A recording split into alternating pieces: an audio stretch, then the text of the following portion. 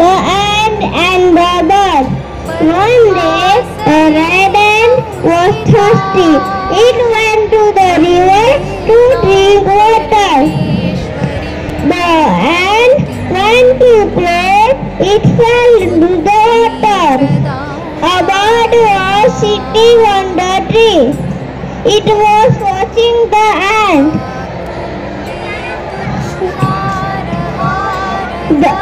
The bird was plucked a leaf from the tree. It dropped the leaf near the ant. Help! Help! The ant quickly climbed on the leaf. It did not drown. The bird said the ant, "Thank you."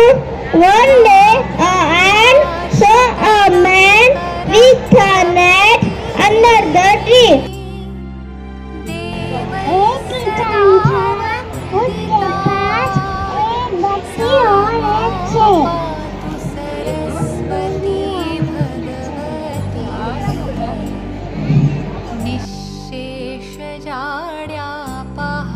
Is the name of the story.